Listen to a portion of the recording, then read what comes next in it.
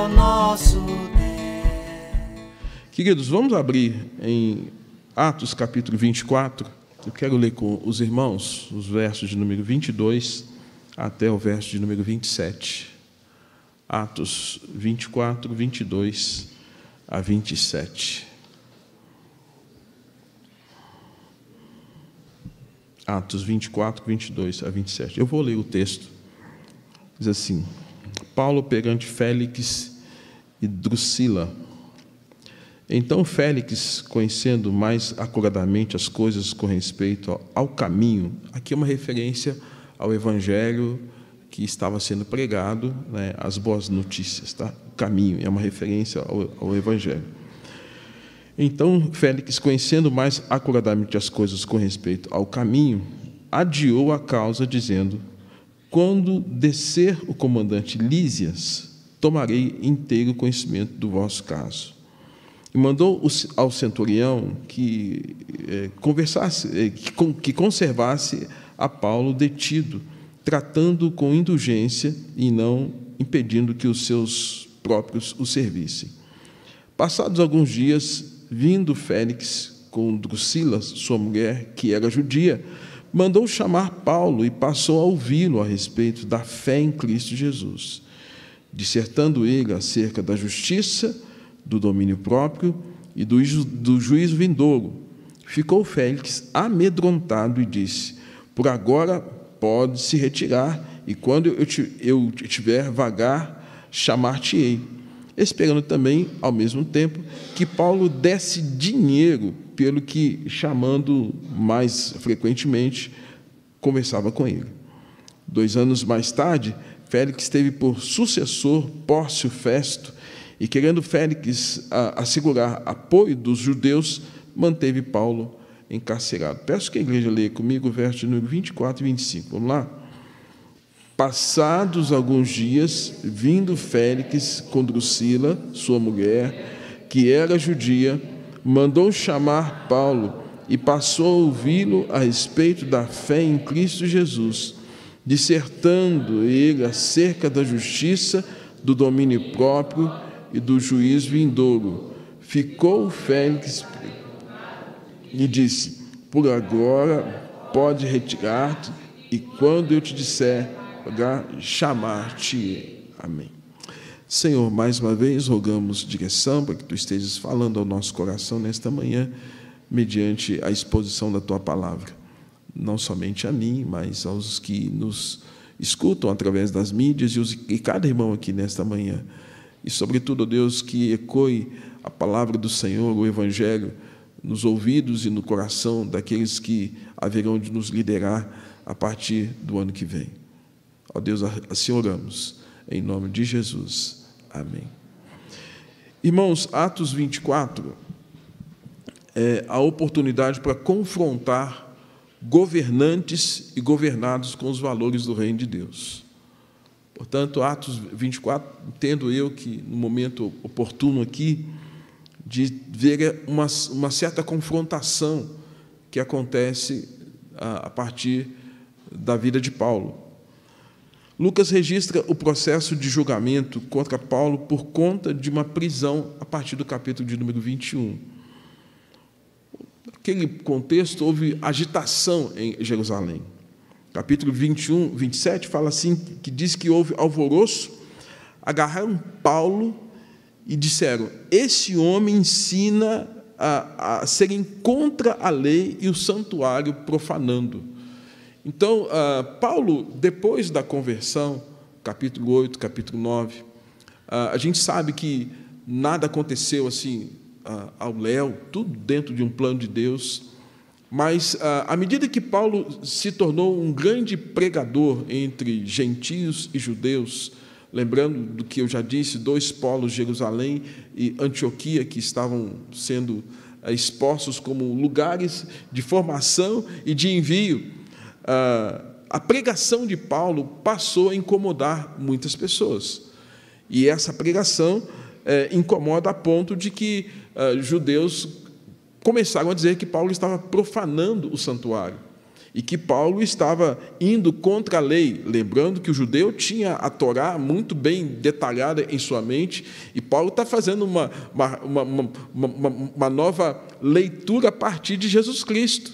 Jesus Cristo disse que não veio revogar a lei, mas ele veio cumprir a lei.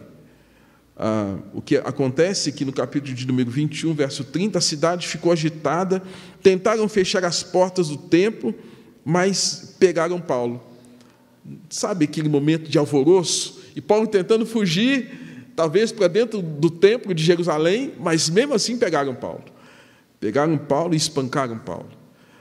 Em seguida, Paulo foi acorrentado, o texto diz isso, o tumulto feito e a multidão querendo sangue, sangue nos olhos. Vamos exterminar aquele que está indo contra a lei e contra o templo. O verso 35 do capítulo de número 21 diz que foi preciso que os soldados da guarda romana carregassem Paulo por causa da violência, e a massa gritava em alto bom som: mata-o, chega, mata-o. Um pouco de forças que Paulo tinha, no meio daquela multidão, aquele alvoroço todo. Interessante, irmãos, que Paulo, a despeito de tudo isso, ele encontrou forças emocionais, e eu diria muito mais espirituais, porque fisicamente, certamente, ele estava moído, violência física, certamente socos, pontapés, acorrentado, e diz o texto que, ainda que ele tivesse poucas forças, ele dá um testemunho aos súditos de Roma, aos governados e aos governantes. Ele vai dizer acerca dele, fala da sua origem: sou judeu instruído por Gamaliel. Ele vai dizer: eu persegui o caminho. Quando fala de caminho, evangelho. Fui transformado por Cristo a caminho de Damasco. Diz ainda que Deus o havia escolhido conforme a sua própria vontade. Ele diz ainda que havia sido batizado, e o batismo significou que seus pecados haviam sido cancelados. Paulo está dando um testemunho, gente, num momento terrível, de alvoroço, de bagunça, de violência, de maldade perversa contra ele. E diz ainda que, ele fala assim: eu fui mandado por Deus para vir para Jerusalém, e mesmo que não recebam o meu testemunho, Deus é quem me enviou para cá. Após isso, irmãos, Paulo é levado para o Sinédrio. O Sinédrio é a corte. Esse momento que Paulo está vivendo é um momento que ele está na publicidade, no meio do alvoroço, certamente em algum espaço ali de Jerusalém, mas agora ele é levado ao Sinédrio, à corte romana. E diante de tanta oposição, Paulo precisava de encorajamento, porque no momento daquele, é interessante, irmãos, que os apóstolos não estavam com Paulo. Paulo estava sozinho.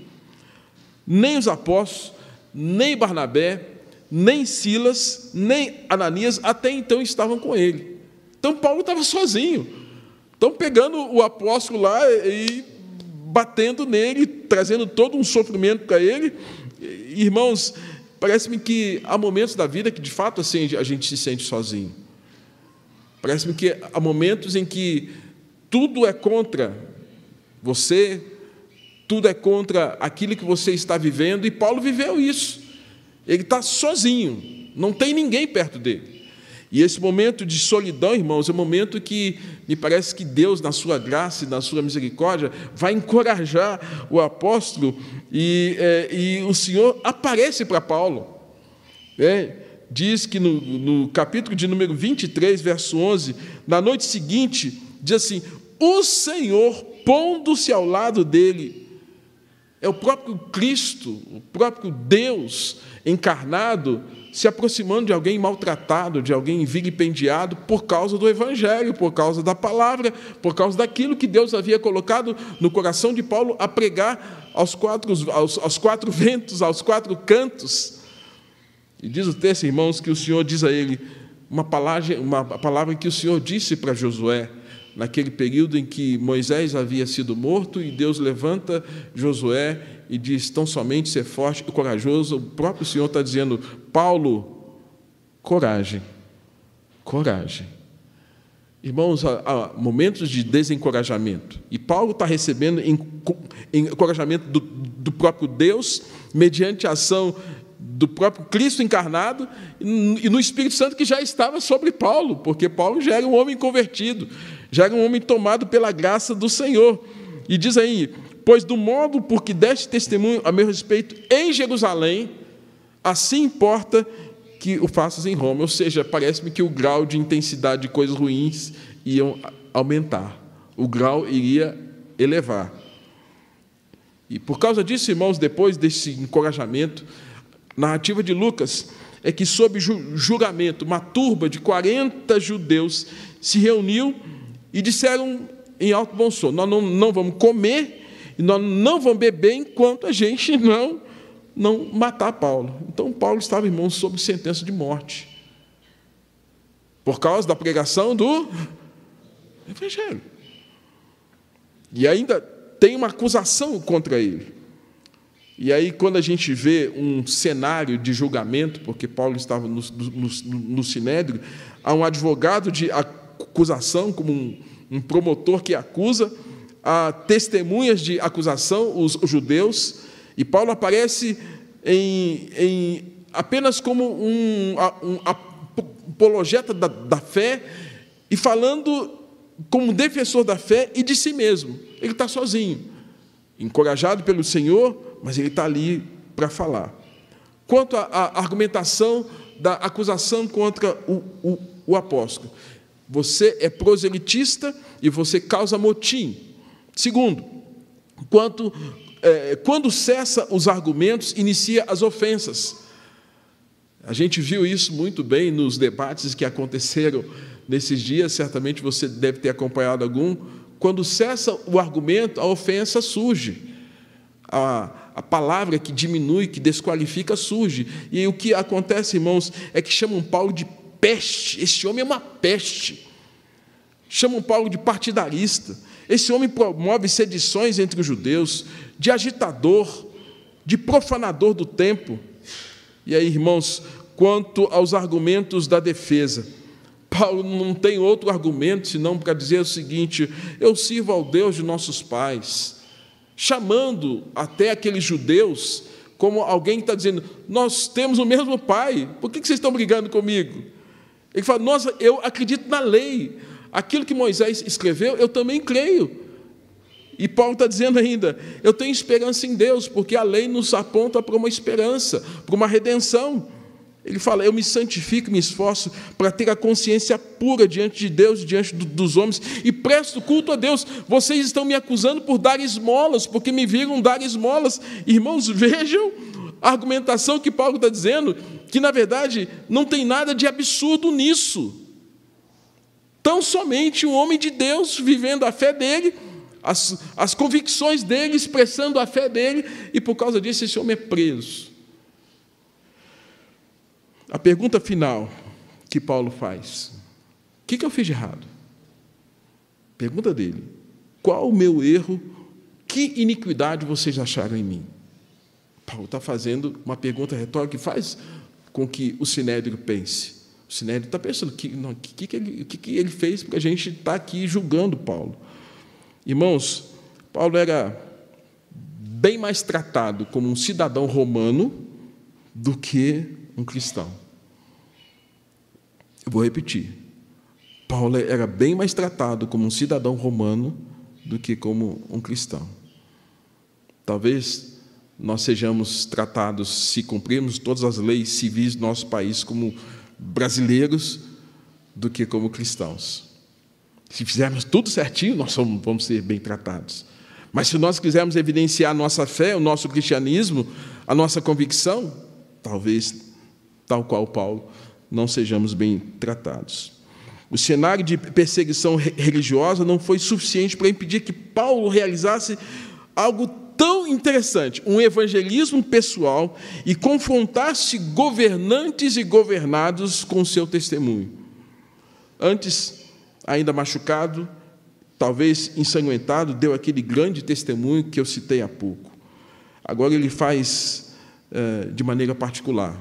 Agora é uma conversa baixa, baixo tom, pontual, precisa, mas fulminante, como uma espada que vai e penetra de maneira precisa.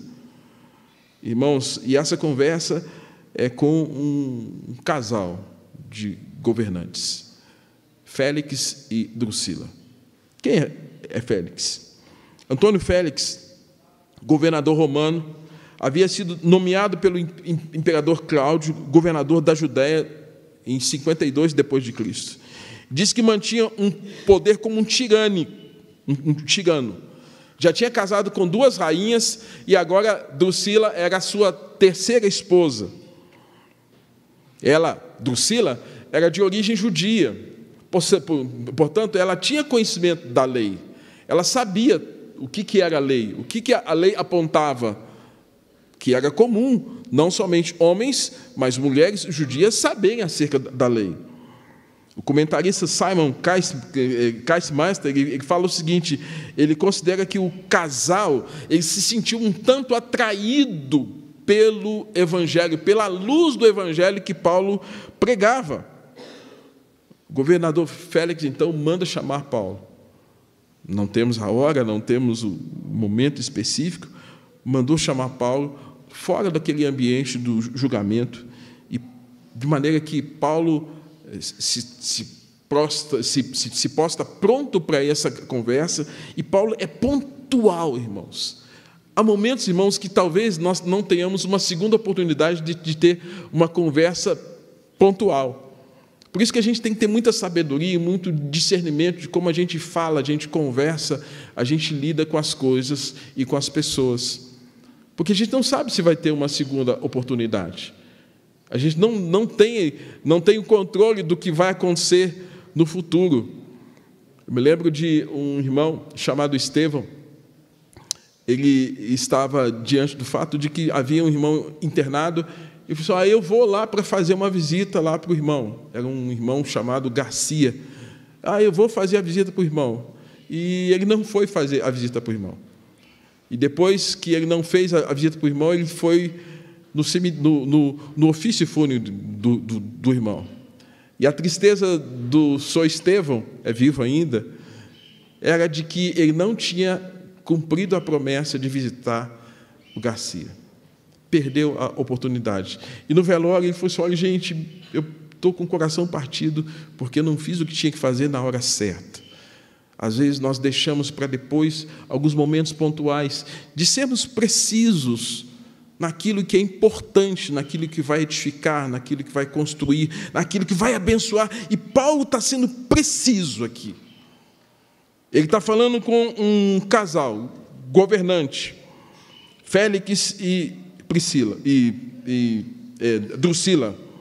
E nessa conversa, Paulo apresenta uma mensagem, que é exatamente o que eu gostaria de compartilhar com os irmãos. A mensagem a governantes e governados. Nós temos a síntese, o resumo do conteúdo da fala. 3 conteúdos estão descritos nessa conversa, que é uma conversa de pé de orelha.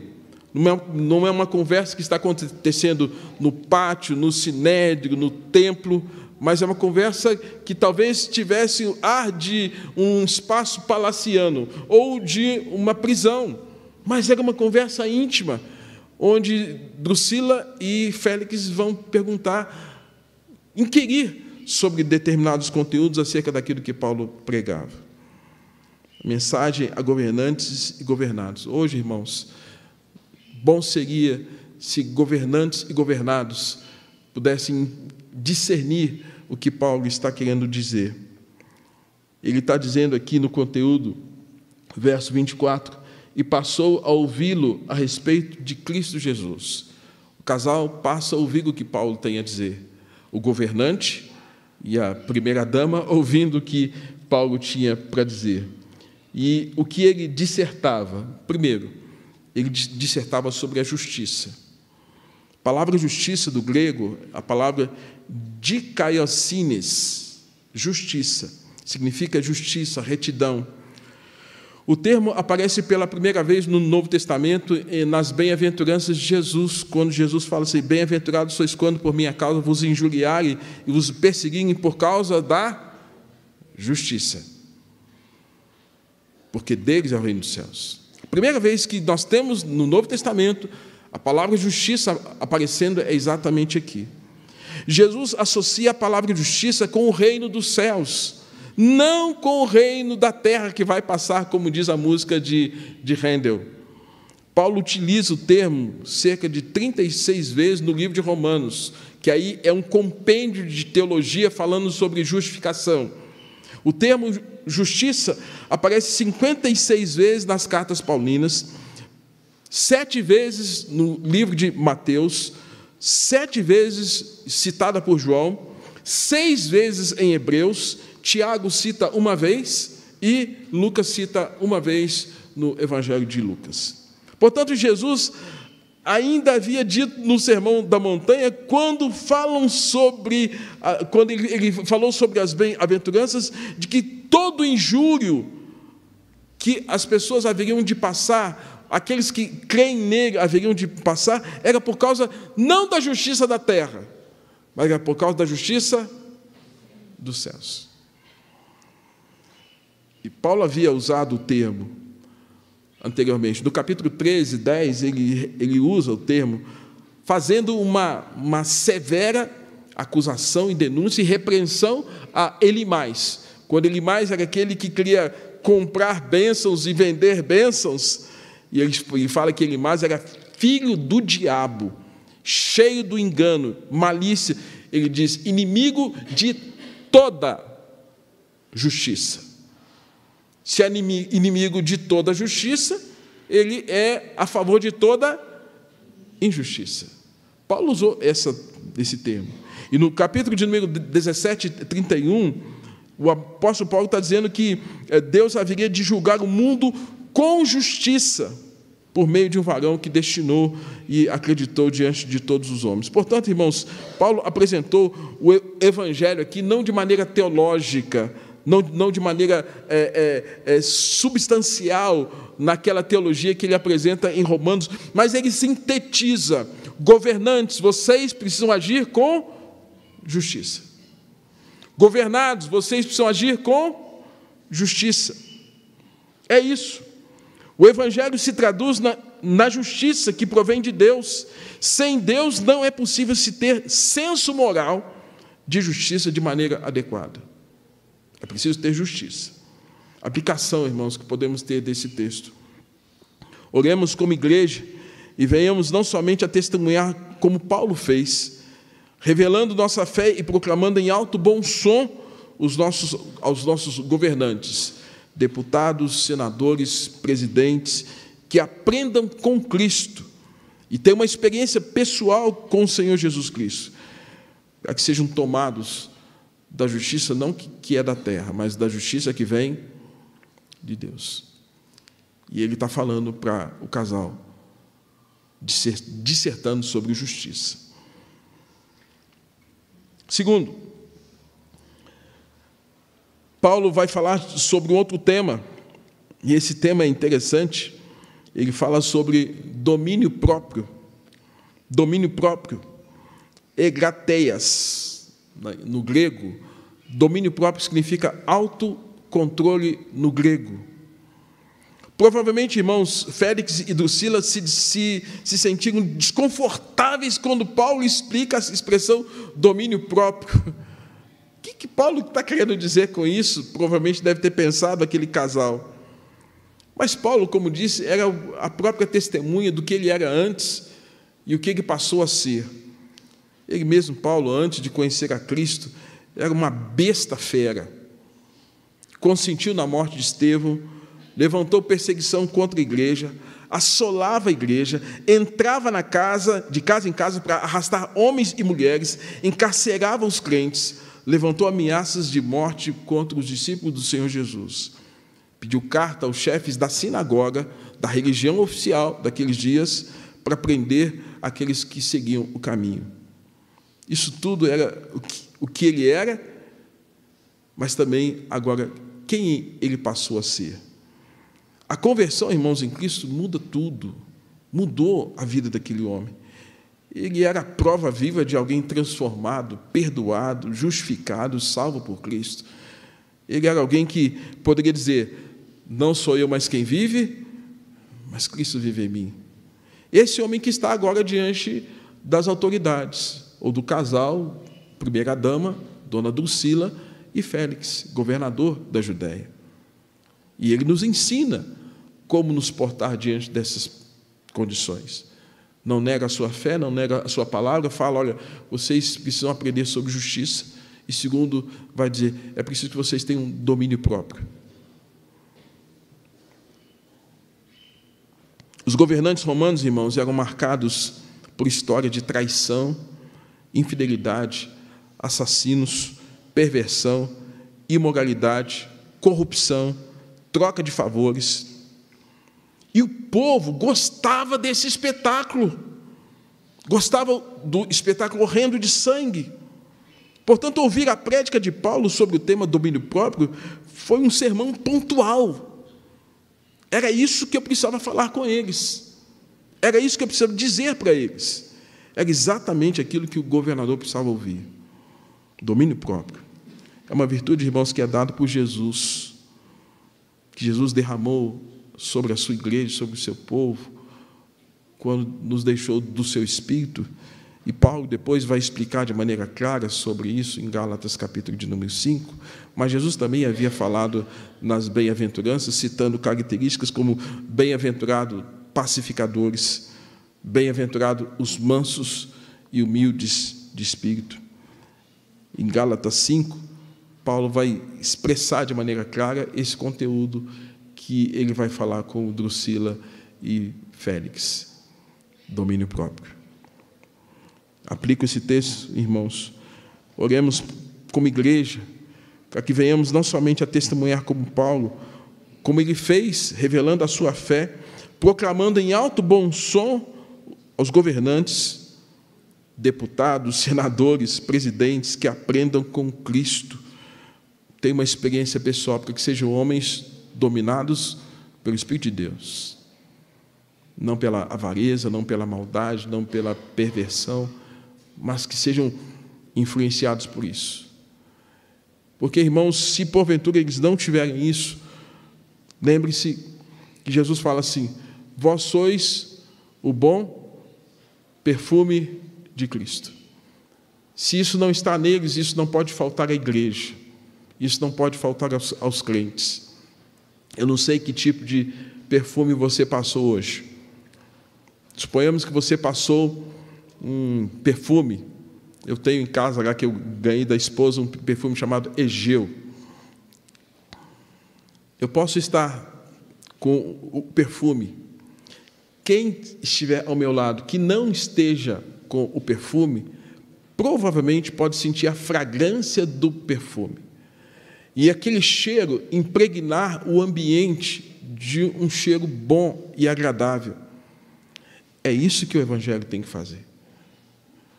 Deve trazer sobre a sociedade, se a maioria não tem, esse bom perfume, esse cheiro agradável, de maneira tal, irmãos, que, ainda que o outro não tenha, ele se sinta beneficiado pelo perfume que está em mim. Por isso que Paulo fala assim, vós sois o bom perfume de Cristo. Igreja, que tem que perfumar a sociedade, que tem que permear a sociedade, impregnar com esse cheiro, até que outros também tenham esse bom perfume que é Cristo. Terceiro tema abordado, irmãos, nesse evangelismo pessoal realizado por Paulo, é sobre o juízo vindouro. Klimatos ton melontos, em grego. Klimatos, lembra da palavra crematório? O que você pensa de crematório?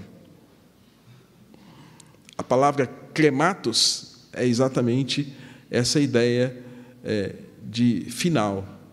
O crematório, alguns hoje, já estão, de alguma forma assim, já compraram, não o seu jazigo, mas pagaram já o fato de quando morrerem, eles desejam ser cremados. Meu pai deseja ser cremado, ele já comprou todo o pacote lá, para que quando ele for, ele quer ser cremado. O crematório é uma consumação onde tudo vira pó, não sobra absolutamente nada. Mas a ideia, irmãos, de crematório ou crematos aqui é a palavra julgamento. Julgamento. E julgamento vindouro, ou julgamento final. Julgamento quando será apreciado tudo aquilo que o indivíduo fez, quanto à sua posição de réu diante de uma corte. No julgamento, aguarda-se a sentença, a absolvição ou a condenação. Quando se tem um julgamento, é uma coisa ou outra. Naquele julgamento, irmãos, era Paulo que estava sendo julgado. Paulo estava diante do Sinédrio, agora diante daquela autoridade. Mas Paulo quer trazer uma palavra àquelas autoridades, como nós precisamos levar uma palavra às autoridades que nos governam ou que nos governarão, que haverá um dia de prestação de contas. Drusila e Félix comparecerão diante de um tribunal. E era isso que Paulo queria deixar claro para eles. Vejam, irmãos, que o tema juízo ele está nas Escrituras desde o Gênesis. Então, mostrar-se ignorante em relação à temática, ou pensar tal qual alguns que entendem que haverá, digamos, o aniquilamento da alma, a alma vai deixar de existir, isso é falácia, isso não é verdade. A Bíblia fala de céu e de inferno, é claro isso.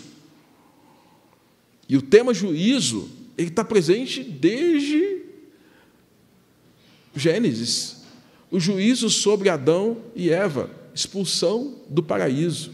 O juízo sobre a geração de Noé, sucumbidos pelas águas. O juízo que veio sobre a geração de Ló, Sodoma e Gomorra, fogo e enxofre. O juízo que veio sobre Babel, confusão das línguas, separação, para acabar com a arrogância daquele povo. O juízo que veio sobre os gentios que foram sucumbidos no mar, os opressores de Israel. O juízo que veio sobre as nações pagãs conquistadas sobre Israel, por isso que a justiça de Deus era aplicada no Velho Testamento através de vitórias que Deus dava para o povo hebreu. O juízo que veio sobre Saul, o rei, que até então solicitado pelo povo, mas faz a consulta da pitonisa de Endor, Deus não se agrada, veio juízo sobre ele. O juízo que veio sobre Davi, quando adulterou, angústia de alma, perda da criança. O juízo que veio sobre Salomão, ou na geração posterior, quando o reino se dividiu. O juízo que veio sobre Nínive. O juízo que veio sobre o casal Ananias e Safira no Novo Testamento.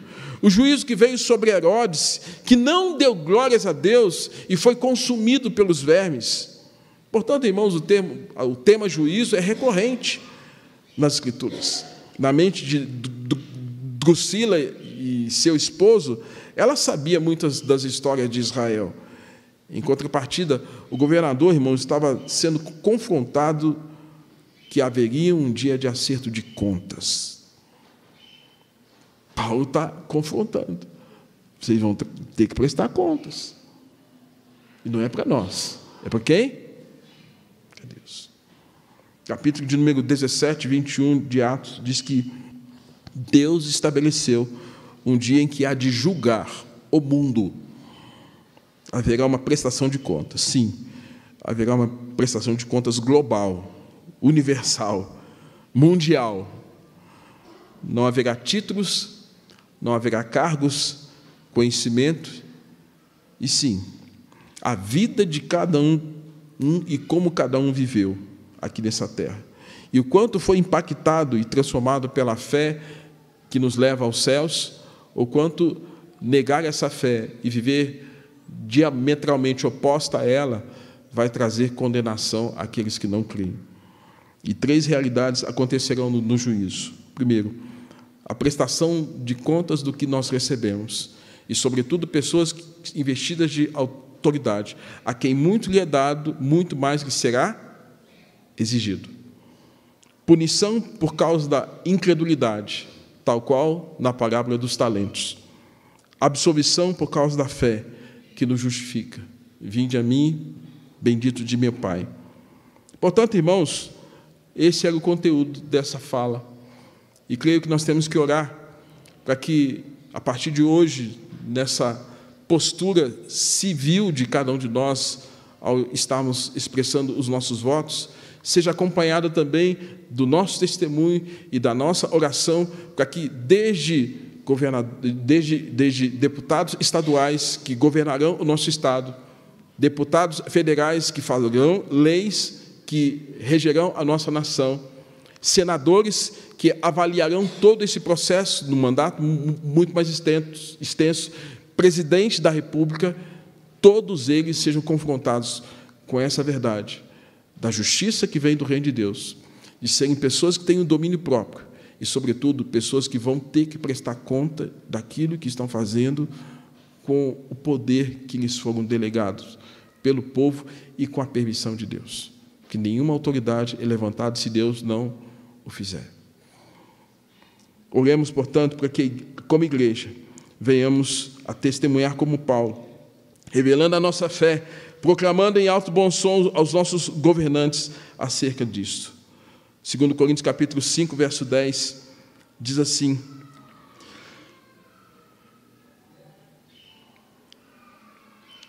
que é preciso que todos estejam comparecendo diante do Senhor, porque importa que todos nós compareçamos perante o tribunal de Cristo, para que cada um receba segundo o bem ou o mal que tiver feito por meio do corpo. Portanto, irmãos, não tem como fugir dessa realidade. Nós cremos nisso, algo que as Escrituras nos ensinam e que implica cada um de nós orarmos, darmos testemunhos e pregarmos essa verdade e rogar para que Deus, na sua graça, trabalhe a vida daqueles que nos lideram. O Evangelho deve alarmar o homem.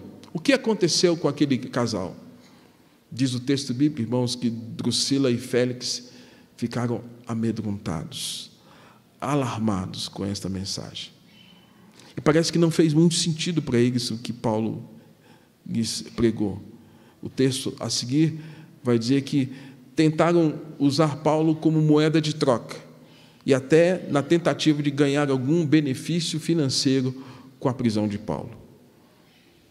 Parece-me que não entenderam daquilo que ouviram, mas também se tornaram indesculpáveis.